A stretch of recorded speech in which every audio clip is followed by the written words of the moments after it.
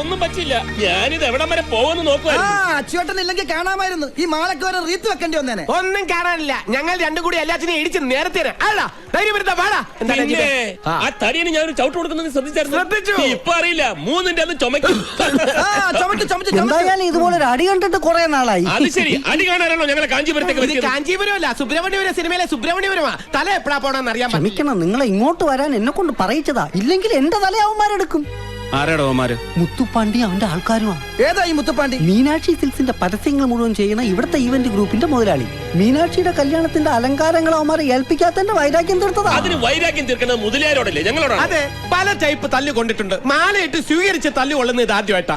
അവന്റെ അമ്മൂമ്മയുടെ ഒരു മാല, അവന്റെ അമ്മായിയമ്മയുടെ മാല. എന്തായാലും കാര്യമായിട്ടൊന്നും പറ്റില്ലല്ലോ. വരൂ, നമുക്ക് മീനാക്ഷി ബംഗ്ലാവിലോട്ട് പോവാം. വേണ്ട വേണ്ട വേണ്ട, തല്ല് വാങ്ങിയിട്ടുള്ള പണി ഞങ്ങൾക്ക് വേണ്ട. അതെ, വന്നിറങ്ങിയപ്പോഴേ ഇതാണ് സ്ഥിതിയെങ്കിൽ ഇവന്റ് കഴിയുമ്പോ എന്തായിരിക്കും അവസ്ഥ? ഈ ഇവന്റ് മാനേജ്മെന്റ് എന്ന് പറയുന്നത് പേടിത്തൊണ്ടന്മാർക്ക് പറഞ്ഞിട്ടുള്ള പണിയല്ല. പിന്നെ കളറിപ്പയറ്റ് നടത്തി കൈയും കാലും ഓടിക്കുന്നതല്ലേ ഇവന്റ് മാനേജ്മെന്റ്. എന്തായാലും ന്യൂ ഫ്രണ്ട്സിന് അതിന്റെ ആവശ്യമില്ല. അതിനെന്തി വണ്ടി കയറി. എന്തെങ്കിലും പറ്റിയോ? പറ്റിയില്ലെന്ന് പറഞ്ഞില്ലേ? അല്ല, അങ്ങനെ അങ്ങ് പോയാലോ? ആണത്തോ ഇല്ലാത്തവന്മാര് പോട്ടെന്ന്. അച്ചൂട്ടി മുന്നോട്ട് വെച്ച കാല് പിന്നോട്ട് വെച്ച ചരിത്രമില്ല. ഈ ഇവന്റ് മുഴുവൻ ഒറ്റയ്ക്ക് നിന്ന് നടത്താൻ ഫ്രണ്ട്സ് ഗ്രൂപ്പ് തയ്യാറാ. അയ്യടാ, ആ പൂതി അങ്ങ് മനസ്സിൽ വെച്ചാ മതി. ഇതൊന്നും അറിയാൻ വേണ്ടി ആ നജീബ് കാലൊന്ന് പിന്നോട്ട് ചവിട്ടിയത്. അതെ, പിന്നോട്ട് അല്പം ചവിട്ടിയതേ മുന്നോട്ട് ആഞ്ഞു ചാടാനാ. എന്നാ 4 കാലും പൊക്കൊന്ന് കുതിച്ച് ചാട്, കാണട്ടെ. എവിടെയാണോ മീനാക്ഷി ബംഗ്ലാവ്? അവിടെ ഇവിടെ നീരുണ്ട്, കുഴമ്പ് തേച്ചൊന്ന് കുളിക്കണം.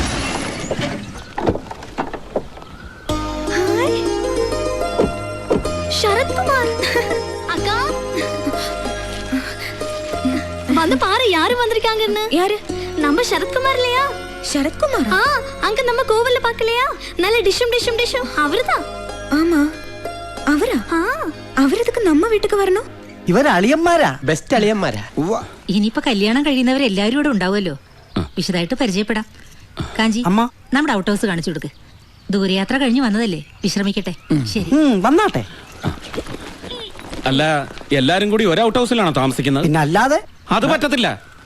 കുടിക്കുന്ന വെള്ളത്തിൽ പോലും വിശ്വസിക്കാൻ പറ്റാത്തവരുടെ കൂടെ താമസിക്കാൻ എന്നെ കിട്ടില്ല. അയ്യോ, എന്താ അത്ഭുതം! ഞാൻ അങ്ങോട്ട് പറയാൻ ഉദ്ദേശിച്ചത് അളിയൻ ഇങ്ങോട്ട് ഇതുകൊണ്ട് തന്നെയാ പറ്റില്ല എന്ന് പറഞ്ഞത്. ഇവിടെ അടുത്ത് ലോഡ്ജ് വല്ലതും ഉണ്ടോ? അയ്യോ, അതങ്ങ് ദൂരെ സിറ്റി പോണം. സിറ്റിയിലേക്ക് എന്ത് ദൂരമുണ്ട്? 10-35 കിലോമീറ്റർ ഉണ്ട്. അയ്യോ, അത്ര ഉള്ള. എന്താ ഇവിടെ? ആരാ ഇവരൊക്കെ? ഇവര് കല്യാണ ഡെക്കറേഷൻ കേരളത്തിൽ നിന്ന് വന്നവരാ. ഓ, അപ്പടിയാ? കേരളാവിൽ എപ്പടി മഴ ഇരിക്ക? മഴയേ ഉള്ളു, നല്ല ചൂടാ. ഇത് മുതലിയാരയ്യ കാലത്തൊട്ട് അനുഗ്രഹമാണ്. കഴിഞ്ഞ പുലികളെ കൊണ്ടുവന്നിരിക്ക? പുലിക്കളിയാണ് ഉദ്ദേശിച്ചത്. അയ്യാവക്ക് പുലിക്കളി എന്ന് വെച്ചാൽ ജീവനാ. അതിനുവേണ്ടി ലക്ഷങ്ങൾ കളിക്കും. പുലികളൊക്കെ പുറകെ വരും. ഇപ്പൊ ഒരു ആനയുണ്ട്. ആനയാ? എവിടെ? ആന ഇടഞ്ഞു നിക്ക. ഏത് നിമിഷവും ചിഹ്നം വിളിച്ചിങ്ങി വരാം. ഞാൻ എപ്പോ വന്നാലും എപ്പടി വന്നാലും എന്റെ ബംഗ്ലാവിന്റെ മുറ്റത്ത് തന്നെ തളയ്ക്കണം.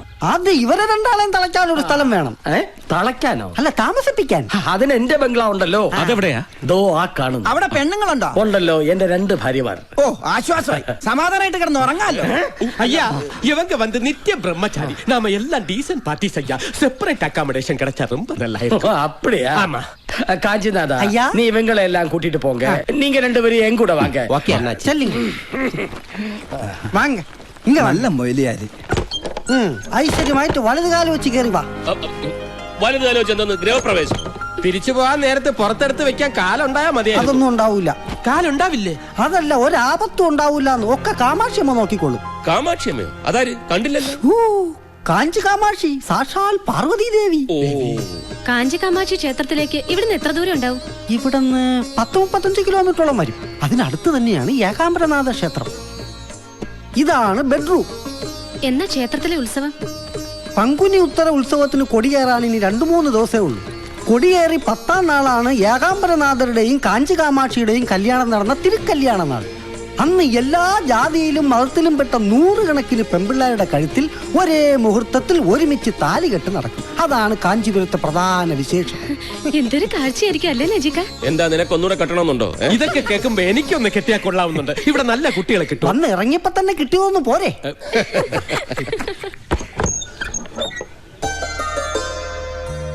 അയ്യോ, ഈ കുട്ടിയെ ക്ഷേത്രത്തിൽ വെച്ച് കണ്ടതാണല്ലോ. അതല്ലേ കല്യാണ പെണ്ണ് മീനാക്ഷി. അതെയോ? ഇതാണ് എന്റെ അച്ഛൻ ശങ്കർലിംഗം മുതലിയാർ. അപ്പാ വണക്കം. ഇതാണ് എന്റെ അമ്മ ഭാഗീരഥി ഭായി തമ്പുരാട്ടി. അമ്മ തമ്പുരാട്ടിയായിരുന്നു. രാജരക്തമായിരുന്നു. ദേ, പൊക്കി പറയുന്നു വിചാരിക്കരുത്. ഈ തള്ളേടം തന്തേടം തറവാടിത്തം കണ്ടു കഴിഞ്ഞാല് മുതലയാർ ഇവരുടെ മകനാന്ന് ആരും പറയേയില്ല. വാങ്ങോ. വാ, അടുത്ത ലിംഗത്തെ കാണാം. ഇതാണ് ഞങ്ങളുടെ വല്യമ്മാവൻ രാമചന്ദ്രലിംഗം മുതലിയാർ. അയ്യോ, ഇത് MGR അല്ലേ? നല്ല സാമ്യമുണ്ടല്ലേ. MGRും ഞങ്ങളുടെ ഒരു ലിംഗത്തിൽപ്പെടും. ഇതേത് ലിംഗത്തിൽപ്പെടും? ഇത് എന്നോട് മകൻ ശരവണലിംഗം, മീനാക്ഷിയെ കെട്ടാൻ പോകുന്ന മാപ്പിളെ. എന്ത് ചെയ്യുന്നു? എന്തും ചെയ്യും. അവൻ അങ്ങനൊന്നുമില്ല, എന്ത് ചെയ്യാനും തയ്യാറാ. എന്ന് വെച്ചാ പണിയൊന്നുമില്ല. നമുക്ക് പണിയാവോ? ഇത് എന്നോട് പെരിയ വീട് വിശാലാക്ഷി. വിശാലായിട്ട് വരുന്നത് കണ്ടപ്പോഴേ തോന്നി. ഓഹോ. அப்பா அவுட் ஆஃப் நான் கட்டி கொடுக்கறேன் அப்பா. ഇത് എന്നോട് ചെല്ലക്കിളി മകൾ മരതകം. ചെല്ല வாங்க. വാങ്ങ്. என்ன பாடி ராஜ நட ஆம்பளை இப்படி இருக்கணும். നീ എങ്ങനെ അധികം ഇറുക്കണ്ട. ഉള്ള പൊടി ഔട്ട് ഹൗസ് പക്കം എത്തി പാത്രയും തെരഞ്ഞ തൊലച്ചിടവൻ ജാഗ്രത. പൊടി. കാഞ്ചി കാമാക്ഷി വെളുക്കാൻ തേച്ചത് പാണ്ടാകക്കൂടാത്. ഇവിടെ രാത്രിയിലെ ഭക്ഷണം എങ്ങനെയാണ്? ഇവിടെ നിന്ന് തരോ അതോ പുറത്തു പോയി அது കഴിക്കണം? പാപ്പാത്തി തരും. അയ്യോ, ചപ്പാത്തി ഒന്നും വേണ്ട, ഞങ്ങൾക്ക് വല്ല ഫ്രൈഡ് റൈസോ നൂഡിൽസോ എന്തെങ്കിലും മതി. പാപ്പാത്തി എന്ന് പറഞ്ഞത് ഇവിടത്തെ വേലക്കാരുടെ പേരാ. അപ്പൊ അവളുടെ അമ്മയുടെ പേര് പൊറോട്ട എന്നായിരിക്കും. ഒന്നും മിണ്ടാതിരിക്കും. ഇത് വല്ല സീരിയലിലെ യക്ഷികൾക്ക് വാടക കൊടുക്കാൻ പറ്റും. ഉള്ള വന്ന് പാരുங்க. വാതില് ചെറുതാ. நீங்க கல்யாண மண்டபம் കാണാൻ പോണെന്ന് പറഞ്ഞില്ലേ? തിരിച്ചു വരുമ്പോഴേക്കും ശുദ്ധം ചെയ്തു തരാം. கூப்பிட்டியாம்மா? இதுதான் പാപ്പാത്തി.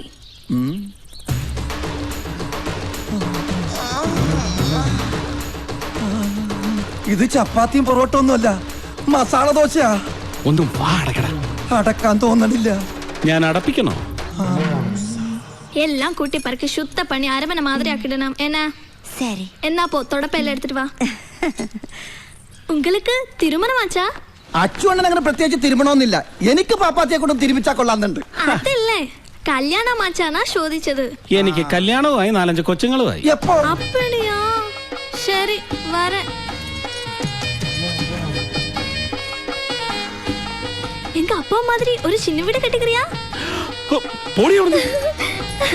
പാവം കുട്ടി, പണത്തിന്റെ ഒരു അഹങ്കാരം ഇല്ല. ഒരു ചിന്ന വീട്ടിൽ താമസിക്കണമെന്ന് അതിന്റെ ആഗ്രഹം. എടാ പൊട്ട, ചിന്ന വീടെന്ന് പറഞ്ഞ 2ാം ഭാര്യ എന്ന അർത്ഥം. മുളച്ച് 3 ഇല വിരിഞ്ഞില്ല. അതിനു മുമ്പ് കേട്ടില്ലേ അവളുടെ? അച്ചുവേട്ടാ സൂക്ഷിക്കണം. പഠിപ്പിക്കുന്ന സാറന്മാരെ പ്രേമിക്കുന്ന പ്രായമാണ്. ഞാനും ഒന്ന് സൂക്ഷിച്ചേക്കാം. ആ മൂക്കത്താ ചുണ്ടി ഒറ്റക്കൊമ്പനെന്നാ നാട്ടിലെല്ലാരും വിളിക്കണേ. അച്ഛനേക്കാൾ എനിക്ക് ഓർമ്മ ഏട്ടനെയാ. എന്നെ വലിയ ഇഷ്ടാ. പക്ഷേ ഇപ്പൊ ആ മുഖത്ത് നോക്കാൻ പോലെ എനിക്ക് പേടിയാ. மீனோக்கா அவரு மேரிட் தான். 4-5 குழந்தைகளும் இருக்கு. யாருக்கு? நம்ம சரத்குமாருக்கு. சும்மா இருடி. இது அவரோட தங்கச்சி. உங்க அண்ணனுக்கு இவளை சரத்குமார்னா പേരിട്ടിരിക്കുന്നത്. ഏട്ടൻ എത്ര പിള്ളേരുണ്ടെന്നാ പറഞ്ഞത്? 4-5. കഴുത. അവർക്ക് ഇനി കല്യാണമേ ആകല. நிஜமா? அவரோட அனுவாதம் இல்லாம இந்த தங்கச்சி அவரோட ஃப்ரெண்ட கேட்டுக்கிட்ட. அதனால அப்படியா? அப்பா இப்பதான் மூச்சு சரியாய் வந்தது. ஒண்ணுமில்ல. മാമാവിടെ ചിന്ന വീട്ടിലെ ഒരേ ഒരു മോളാ. ഞാൻ വന്നാ പിന്നെ എന്റെ വല തൂങ്ങും. 2 ഭാര്യമാരും ഒരേ വീട്ടിലാണോ താമസം? ഈ നാട്ടിൽ അതൊന്നും വലിയ കാര്യമല്ല. അൻപക്കൊന്ന് ആശയ്ക്കൊന്നെന്നാ ഇവിടുത്തെ ചൊല്ല് തന്നെ. എന്തായാലും പരിചയപ്പെടാൻ പറ്റിയതിൽ വളരെ സന്തോഷം. വലിയ സ്വത്തൊക്കെയുള്ള ആളാവുമ്പോ ഞങ്ങളോടൊക്കെ മിണ്ടുന്ന പോലും വിചാരിച്ചതല്ലേ. സത്യം പറഞ്ഞ എന്നെക്കാളും സ്വത്തുകാരി ആദരയാണെന്നാ എനിക്ക് തോന്നുന്നത്. ഈശ്വര, എന്തേ പറയണേ? നമുക്കിഷ്ടമുള്ള, നമ്മളോട് ഇഷ്ടമുള്ള ഒരാളുടെ കൂടെ ജീവിക്കാൻ പറ്റുന്നതല്ലേ ഏറ്റവും വലിയ സമ്പത്ത്. എന്ന് വെച്ചാ? ഏയ് ഒന്നുമില്ല, ഞാൻ വെറുതെ പറഞ്ഞേ ഉള്ളൂ. മനസ്സിൽ എന്തെങ്കിലും വിഷമം ഉണ്ടെങ്കിൽ അത് വിശ്വാസമുള്ള ആരോടെങ്കിലും തുറന്നു പറഞ്ഞാൽ ഇത്തിരി ആശ്വാസം കിട്ടും.